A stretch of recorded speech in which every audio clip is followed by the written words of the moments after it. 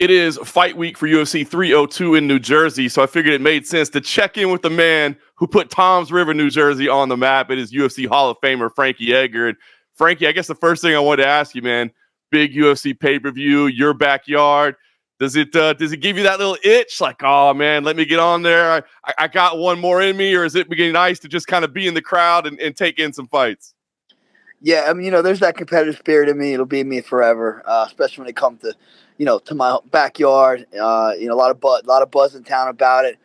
Islam's been here with his team training, so there's a lot of interest in this fight this weekend. So yeah, it definitely brings back some memories. But I'm on the other side of that now. I love it, man. And I guess what I said, maybe just in the crowd, I should say that might not be the right way to describe it, because as you said, man, you're going to have some interest in that main event, right? You're in the gym with Islam Makhachev, seen the pictures. I guess what's the role there, man? Are you taking an active part in his preparation, and what are you doing in there with him? No, I'm just hanging out with these guys, trying to take as much knowledge as I can while they're down. They don't need my help. You know what I mean? I set them, obviously we share management with Ali, so I got them set up with the right people, for their living quarters, and obviously Nick Catone's opened the gym for them. And, it's cool just to rub off on these guys, man. They train amazing, bunch of good guys. They got a really good brotherhood. I got to bring my kids around them. So, it was a cool experience for everybody. That's awesome. Talk about what you've seen in there. I mean, the thoughts on the preparation, kind of, how he's looking compared to past preparation, or just what your thoughts are overall of spending time with Islam. Yeah, he's an animal, man. I'm not going to say really what goes on behind closed doors, but, watching him against some of the guys he's sparring is impressive. All the stories about him are true, if that makes sense. I love it. You know what I like? I see those pictures of you guys together, right? And immediately I'm like, Frankie was champ of that division. Like, how in the hell is that possible? That dude is huge, man. So do you even take a step back and be like, how was I the king of 155 pounds when these are the guys that are ruling division now? Yeah, I mean, it was a little different back then. I mean, but Benson Henderson, Gray Maynard, they were some big dudes. They're still pretty big. I mean, Ben ended up playing at 70. So, yeah, I definitely fought some big guys. And, it's cool to say, we share the same title, at one point of time. Even Habib's in there, and he's a monster too, so. That's amazing. Yeah, Khabib Nurmagomedov back in camp too. I know, like you said, you're not going to reveal too many secrets, but we thought he was kind of taking a back seat in terms of coaching. So, what did you see from Khabib being in there? And I guess maybe just what does he bring to the table? Because I feel like when Khabib's around, like there's just a little bit different energy from everybody.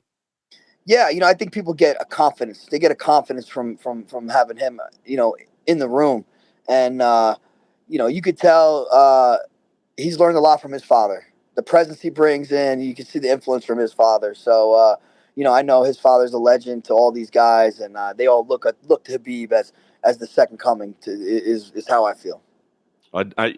He said he was taking a step back, but I knew there was no way. Like, I know he's got that competitive drive. I know he's got passion for all those guys as well. So, did you get the feel that we're going to see more of this, that he's going to be around, or did you get the feel that maybe there's just something about this camp that he felt it was important to be there?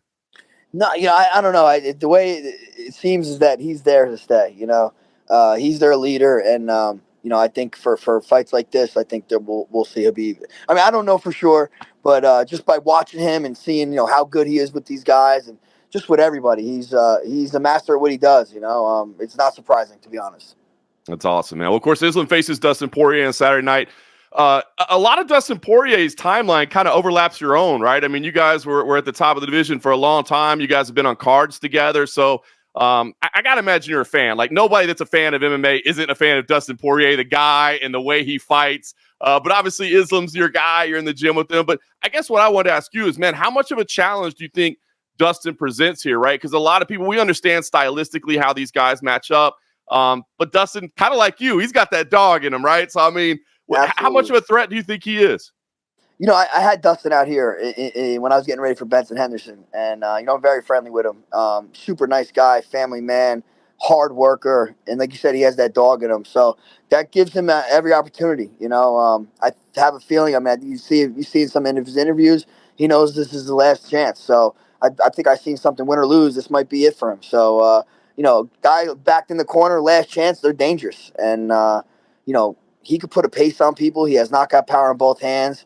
So he's dangerous. He is dangerous. But Islam is just kind of just, it sucks that Dustin had to be in the division with Khabib and now Islam. Because if it wasn't for those guys, there's a good chance he'd be a champion. That is very well said. I do think it's an intriguing fight. Like you said, Islam style makes it tough, but it's intriguing. So, all right, let's talk about you. Said it off the top. UFC Hall of Famer, but I guess technically, that's official on June 27th at the ceremony. But look, you've had a few months to soak it in.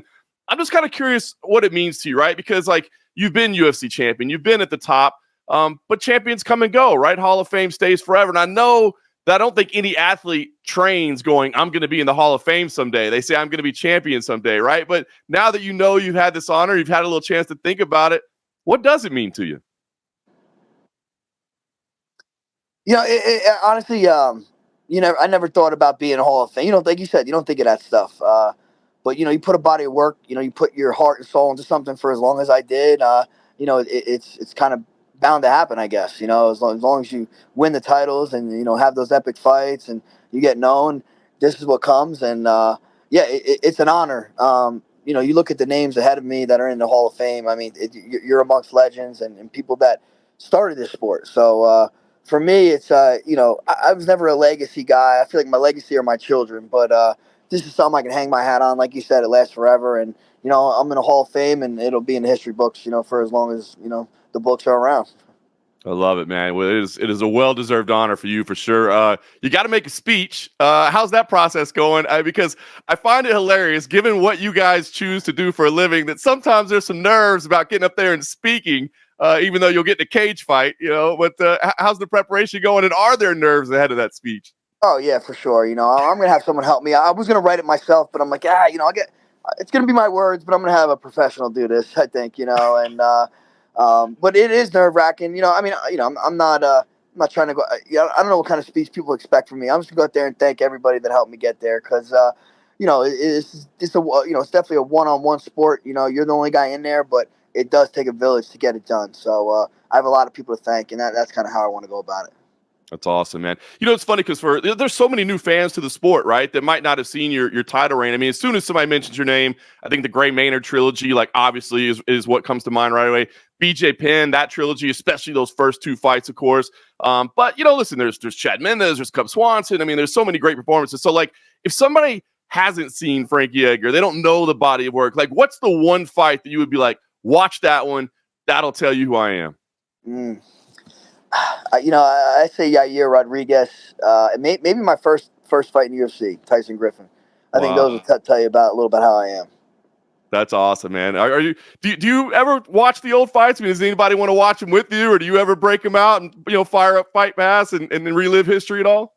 No, not really. You know what? When my kids are starting to get more into it, and when Oliveira was had the title reign. I think when Islam was fighting him, I think someone on Twitter posted our old fight. So I watched that one with my boys and stuff. Showed them that their old man was one time a stud.